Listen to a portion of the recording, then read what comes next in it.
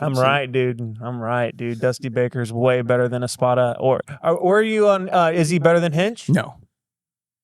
You're insane. You won't convince me of that. That's literally insane. You talk about the know, game 7. It's the one. Shut your mouth, man. I don't want to hear from you. That's garbage. But it's the one that move. Is garbage. I can't define a guy on the one move. What about 2015? You're right. What about that debacle, huh? Yeah, you're right. How about 2016 when he didn't even make the playoffs? Yeah. Didn't even make the playoffs. Sorry. Are we rolling? Okay, good. Keep it for the deleted scenes, or here's a good cold open for you. This guy's an idiot.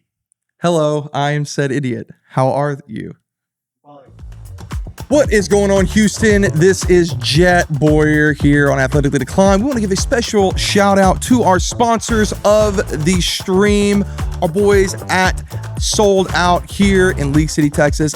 Also, want to give a special shout out to the best gym in the Friendswood League City area, The Sanctuary. If you guys are looking to achieve your fitness goals this year, look no further than The Sanctuary. Also, special shout out to Throat Apparel, Tilt. Guys, fit us out. They have got the best shirts here in the local Houston area. You guys want to check them out. All the links are on our website at hlx.com/athletically declined. Appreciate you guys. Well, here we are again, guys. It is Athletically Declined here on ESPN 97.5. It doesn't get old for me. I like it. It's in my spirit that it has to come out every week. Man, I like it. You do you. You do you. Hey, I like that shirt, by the way. Thank you, man. H-Town Blue. Love you, Blue, baby. Shout out Haywood Jeffries. And also, what's the opposite? How do you shout out in a negative way? Because we always say shout out Haywood Jeffries. How do you shout out someone in a negative way? Maybe we could come up with that, and that could be our thing. Maybe it's a diss out. Hey, producer Mikey, get the bleep ready. Yeah. Baby C-Strunk. Amy Adams Strunk. How about that? Oh, man. Hey, Amy Adams, catch us outside. How about that? Yeah, return the Houston Oilers history. Anyways, wow, I don't even know what we're going to do with this. Gosh, dude, the vibes already are just fantastic here in the new Athletically Declined and Sold Out HQ. As you can see, we have a brick wall background. That's because it's in the demo phase. But yeah, guys, this is a special podcast, I think, because this is the first official podcast here in the studio. Wow. We should document it somehow. Yeah, maybe we should put it out on the World Wide Web. That would be great. With a timestamp. The World Wide Web. You like that? www. You know what's funny is so we watched Halloween Town 2 with the kids last night, and she's literally says the World Wide Web multiple times to grandma, and I thought of you going, "Hey Tyler, you can't be putting www in front Let's just say you don't have to, but watching you go www. Before you type in Google, I'm like, what are you doing? What are you, boomer? Anyway, guys, let's talk some ball. This has been okay. I'm gonna say this politely. Okay, so don't hurt me. It's not necessarily a good week for Texans fans this past week. I don't think there's anything wrong with that. It was tough. It was a tough loss, 34-7 to the Minnesota Vikings in Minnesota. We learned a lot about this from this game. We had a lot of lessons to take away from. My biggest one is that the Vikings are legit. I think that is my main takeaway. It's not so much about how the Texans played. They definitely have issues that we'll discuss in a moment. But the Vikings, we have to give them credit. They're 3-0. You are what your record says you are. Yeah. And Sam Darnold's playing good football. That defense with Brian Flores is nasty. And here's the thing. Justin Jefferson, doesn't matter who's throwing him the ball. No. He's got that same kind of aura that Andre Johnson had all those years. We saw it ourselves, Texans fans. It didn't matter who was throwing him the ball. And as Sam Darnold's playing well, not to poo-poo on him, but Justin Jefferson, we should never doubt what he can do in the NFL as long as he's healthy. That's literally the only thing that's going to stop him. And to me, everyone was talking about how the secondary played. And I think there were some definite coverages that were questionable that they ran at times. But overall, Justin Jefferson is Justin Jefferson. And the Vikings, they told me a lot about who they are on Sunday. That was my biggest takeaway. Yeah, and with Jordan Addison out too, it's really been cool to see Jalen Naylor kind of come to the surface as this number 2 sidekick to Jetta's. I think we saw the first like 2 games, like, okay, like, is this, it's kind of a fluke, and no, he is definitely a part of this offense. Yeah. And what's crazy to think is that this Vikings offense is only going to get better once you get TJ Hawkinson back. Yeah, and Jordan Addison. And Jordan Addison as well. Like this team, like, is one of those that we may not have seen the ceiling yet for the Vikings. And for me, the biggest takeaway though, Spence, obviously, like Darnold. I mean, I'm not going to go into detail. Like, you guys watch any of the AD content, I've been singing Sam Darnold's praises since the beginning. And I've said from the very beginning, all Darnold needed was a shot and needed somebody that could actually invest some time and try and work with him for an actual amount of time. And here we are. So we'll see. We thought he was going to be the first one. A lot of people thought he was going to be the first quarterback of this, what we're calling at AD, this quarterback revival this year, this revenge tour, if you will, for some of these quarterbacks, or renaissance.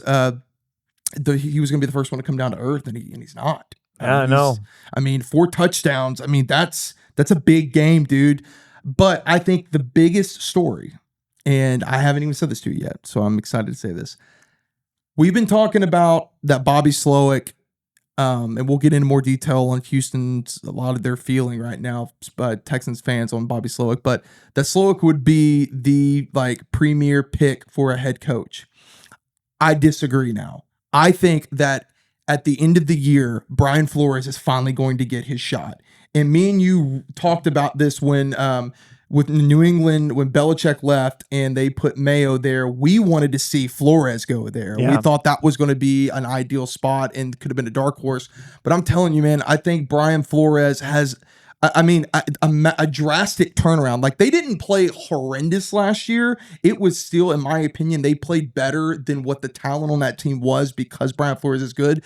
But dude, the jump that he has made with this, they made some key additions. They did two that the Texans are very familiar with. Correct. Jonathan Grenard and Blake Cashman. Both of them were very active and flying all over the field. Good, dude. Grenard looks great too, but Cashman, 3 sacks, great. And again, I think that's going to be your X factor. Like, as long as this defense stays healthy and Flores, continues to, put guys in fits. We talked about it on 3-man rush. And one thing we spoke about was Brock Purdy at the end of that game with the 49ers going up to Brian Flores. Very rarely do you see something like this happen where he sought out Flores to say, dude, your scheme is wild. That's telling. Cause isn't it kind of crazy that this is the kind of defensive coordinator he is, where all the opposing quarterbacks love him, but his own quarterback, Tua, actually hated him? Yeah. That's very ironic. It's really crazy. But, at the end of the day, if anything, as a Texans fan, you can leave here understanding more of who this Texans team is in terms of what needs to be fixed. Because no team's perfect. And you tell me your opinion. I don't think this is something where you look at it and go, oh, the Texans are frauds. I don't think they're frauds. I just think that this was a game that exposed some of the glaring issues that need to be addressed. Yeah, I definitely don't think they're fraudulent, but you nailed it. They definitely have some things they need to address. And they also have some things that will get better naturally, right? I think people are overlooking greatly that they went into this game without Joe Mixon. Yeah. The running back that they invested a lot in the offseason into. And we saw what this offense was like last year without Joe Mixon. It was not good when they didn't have a good, talented running back behind that offensive line that can find those holes. Yep. Cam Akers, I'm sorry. He had a cool preseason. That was great. He has looked awful in the week and a half of cleanup duty that he has had. He's looking very much like a Jag. We always like to call guys Jag. Congratulations, Cam Akers. You are He's a Jag. He has entered Jag territory big time. I almost am wanting Dameon Pierce to get back very quickly. And that's another thing, though, too, dude, is you didn't have your starter or your backup running back. Correct. You had your third stringer who, very well could end up on the streets by the end of the season. So that is one thing that we definitely take into account. The other fact, too, is, you talked about Bobby Slowick. the play calling has been an issue, even dating back to at times last year. The reason I think Bobby Slowick is getting run for a head coach position, and he probably will still be in head coaching searches at the end of the season, is because I think he knows how to develop players. Yes. But something about whenever he has got guys on Sundays, I didn't understand the personnel groupings of, we have Nico Collins, Stephon Diggs, Tank Dell. Great. We're going to do a run play and put out personnel that has Robert Woods and Xavier Hutchinson as your two wideouts. And are we going to run the ball? Well, no duh, we're going to run the ball. We got our two best blocking wide receiver options out there. And our receiving receivers aren't out there. Of course, we're going to run the ball. And what happens? A 2-yard gain. Fantastic. Great job, Bobby Slowick.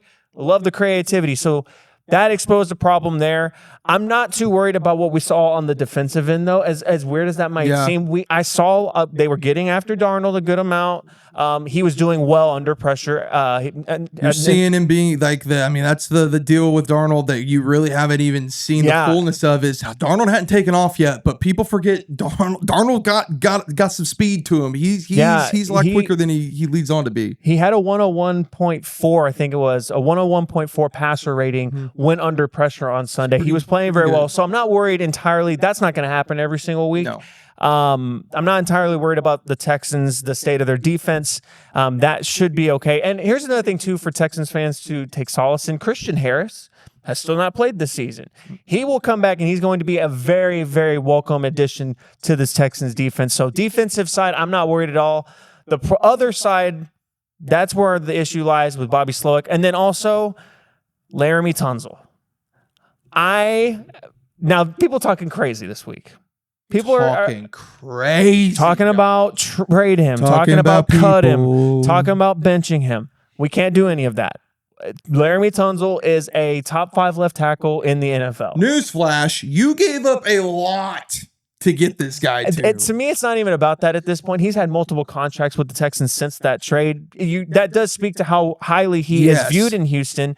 But my thing with Laremy Tunsil is the most important quality of your left tackle. I don't care if he has 1 million false starts in a game. His number one priority, and I think all of Houston should get behind this, that he does this well, is he keeps C.J. Stroud upright. Yes, he is one of the best pass protectors in the entire NFL, despite the flaws that he needs to clean up as a vet. It is infuriating that he is the veteran in that offensive line room, and he is making these consistent mistakes over and over and over again. And I know he infamously last year was talking about he has a target on his back. Here's the deal. He can't be making those decisions. He has to lock in, and he has to know the staff. And you're a leader. You're a leader in that locker room, dude. Like, again, it's just, to me, that's what's more frustrating, because when you come out, it's, I don't care what anybody says. Any of your leaders coming out and making a comment wherever it's alluding to, like, yeah, sure, I'll take accountability, but it's not just me. That's newsflash. That's not taking accountability. Yeah. That's not. Like, that's saying, like, well, did you see what he was doing? Like, dude, what are we, 5? But at the same time, anyone talking crazy about Laremy Tunsil needs to pump the brakes. Yes. It's easy to be frustrated with him. And let me tell you this, the guy next to him, he needs to come to the table as well. We need to talk about Kenyon Green. He had a couple good first games to the season, but his pass protection has not shown up yet at the NFL level, and it's very, very concerning. And that is a very, very big hole. The offensive line's a problem. The offensive coordinator is an issue. Health's an issue on the offensive side. But all in all, it's still week 3. The Texans are 2-1, and the rest of the AFC sucks, dude. I'm sorry. The rest of the AFC South sucks, dude. Bro. It is so bad. The Jaguars are a complete joke. The Titans are 0-3. The Colts barely squeaked out a win, and Anthony Richardson continues to look like a bottom 5 starter in the NFL right now. And I mean, hey, kudos to Shane Steichen that he's pulling these teams through with good coaching, because between good coaching and Jonathan Taylor, like, that's really what's going on in my opinion. And speaking of those AFC South rivals, the Jacksonville Jaguars, they come to town this week. It feels like it's a good get-right opportunity for the Texans. Let's cover the spread. Let's beat the brakes, and let's do this. let's do Jacksonville Jaguars fans a favor and let's get rid of Doug Peterson this week. Yep. Let's make sure he stays in Houston and he doesn't catch the flight back to Jacksonville. And you can do that. It's a good get right game. What I want to ask you though, Spence, number one, do we have a Bobby Slowick problem? My opinion, I'm not there yet. I think he has a lot of, for me, there's a lot of signs that we can go to and point towards him being questionable as a play caller.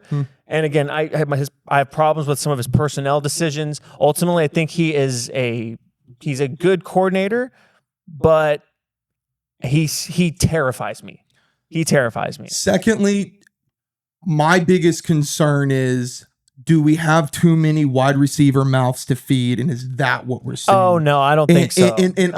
Only reason why I'm saying that is it does, to me, I look at it and go, are you struggling so much to try and make sure everybody's getting theirs? And honestly, that Stephon Diggs is staying satisfied so you don't have to deal with a potential issue that it is causing you to maybe second guess some of your calls. I think it's a fair concern given the history of Stephon Diggs. I think Texans fans, if they're being honest with themselves, they kind of knew what we were getting ourselves into. I also think, to me, I saw several sideline clips of Stephon Diggs being at the center of a huddle, being a clear leader. I'm seeing different sides of Stephon Diggs that, frankly, I hadn't seen in Minnesota or seen in Buffalo. I'm seeing like more of a leader in Houston in a short time. So maybe that's true. All indications so far would say that I don't think that would be it. And if that were the case, I still don't think that would be the problem because Tank Dell hasn't seen a whole lot of the field yet. His snap percentages are very concerning. Again, going back to my personnel groupings, right? Criticism and of Bobby Slowick. And at the end of the game, too, in junk time, like kind of like the opposite of what you were talking about, where you're pulling out these personnel groupings with Robert Woods and Hutchinson. You got garbage time, and you're pulling out your top three. Like that's just D'Amico Ryans caring about your fantasy football team, and for that we appreciate him. That's true. 4 straight plays. First goal from the 3-yard incomplete pass to Nico Collins. Second down, 3-yard incomplete pass to Nico Collins. Third down, 3-yard incomplete pass to Nico Collins. Fourth down, 3-yard incomplete pass to Nico Collins. It was beautiful. Now, I wish he would have gotten the points, but that was the moment I was like, D'Amico Ryans, as a fantasy football player, I respect you forever. Yeah. It was beautiful. So, guys, it is time for this week's Respectfully Biased. Respectfully. This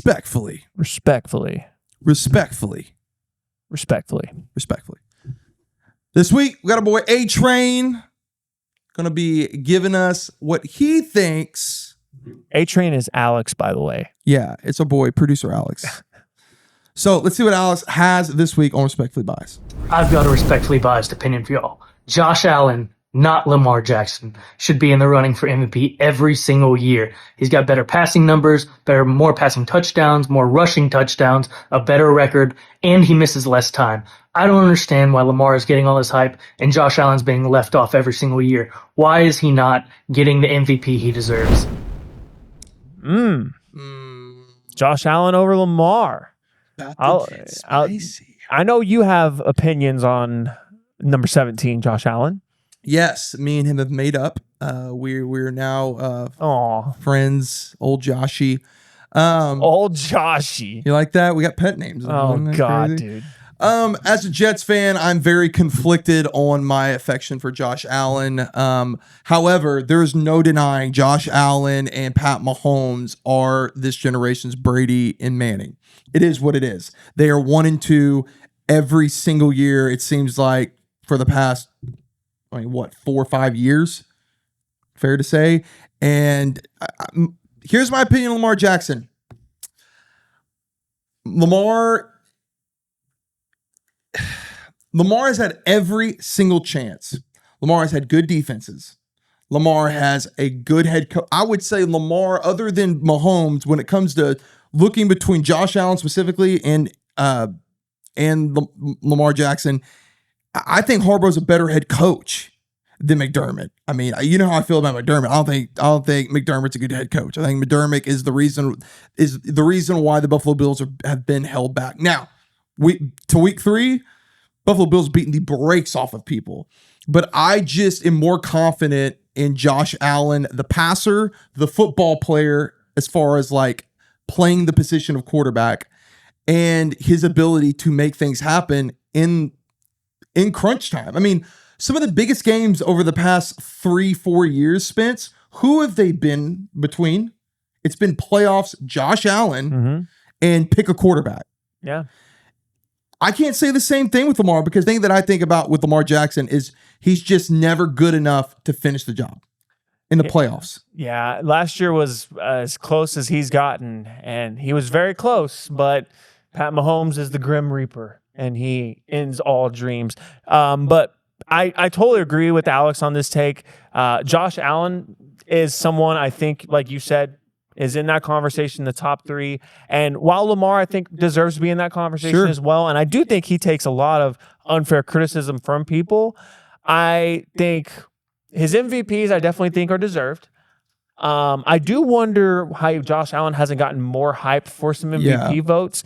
It's got to partially be because I know last year there was a lot of fuss about Lamar actually deserving the MVP last year. And I think it ultimately came down to the Ravens were the best team in the regular season all year last year. And he was the quarterback, and he had a mostly good, statistically good season. So that's why he was easy to give the MVP to.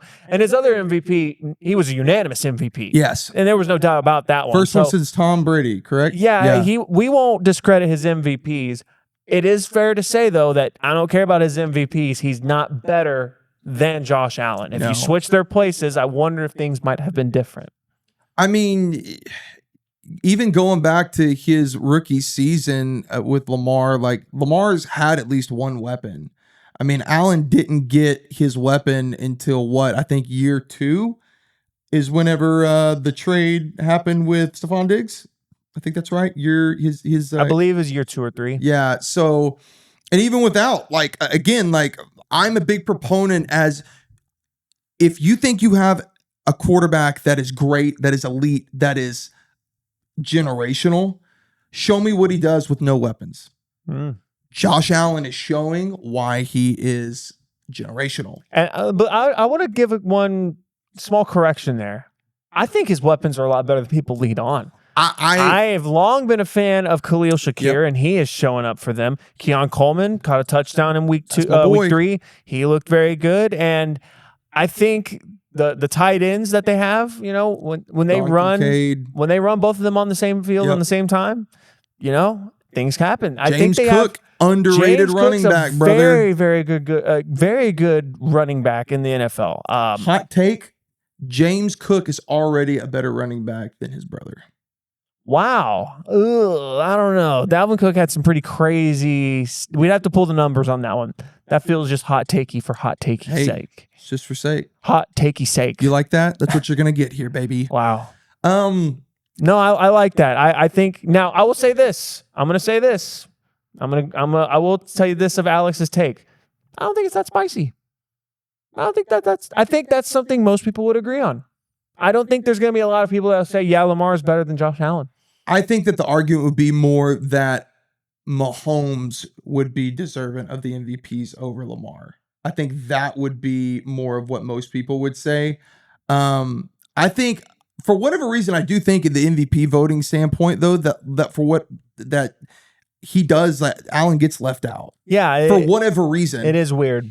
Because, yeah, Mahomes is doing great things. Mahomes winning, championships. And then you've got Lamar just having really good regular seasons, winning MVPs. And it's like, Allen's like, hey, you forget about me. I'm the guy that's been literally like giving Pat Mahomes a run for his money any chance I get. Yeah. And yeah, so put some respect on Allen's name when it comes to these three. Like he is number 2. And last year you can make an argument that he was number 1.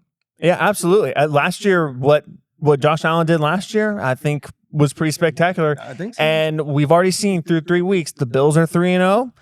Josh Allen is a big reason why they are 3-0. In fact, I would say he is the reason they are 3-0. And meanwhile, the Ravens, a little bit of a tailspin. They finally got a dub this week, their first of the season, 1-2, not where they expected to start the year. No. So Lamar and company's got work to do. I also think, too, that to me at least, you had the emergence of Isaiah Likely, like big breakout. And I think he had that was one game. But what I'm saying is good breakout game. It didn't seem like since that game that he got involved. He's been involved. I tried to tell people on my fantasy stream, don't go all in on Isaiah Likely. He's necessary if you needed a tight end, but don't go all in. I said, don't spend all your fab because he historically has been a part-time player and Mark Andrews was going to bounce back. But do you find a problem with that? Like you have, literally, like you are going up against the Super Bowl defending champs, like, and you lost to a pass to Isaiah Likely that, depending on who you ask, was a touchdown. You know what I'm saying? No, he was out. He was out. I know. Cut the toe off. I get it, but he was out. Yeah, whatever. What I'm getting at is those refs always helping Kansas City. I tell you, his toe wasn't on the line. But no, he was out. He was out. He's a big reason why they stayed in that game. I guess my question is, why would you not make him a focal point in the next one? Because he's Isaiah Likely. He's not that good. What are we talking about? That's not good enough for me, though. It's just not. Like, you know what I'm saying? Like, you want to build your offense around Isaiah Likely when you have Mark Andrews and you have Zay Flowers and you're going to build around Isaiah Likely. You have over 120 yards as a tight end, a guy that you had a high ceiling on, and he was a project. You know how many times Mark Carolina. Andrews has hit that? I don't have it off the top of my head, but it's multiple times. 100%. You're not wrong. But what I'm getting at is, why would you have this on the biggest stage against the biggest opponent in the league? Period. There's no getting around that. Well, if you really want to break it down, if you recall, they were bracket guarding Mark Andrews all night. They had a linebacker underneath and a safety over top. It was hard for Lamar to fit the ball into him. Who was open?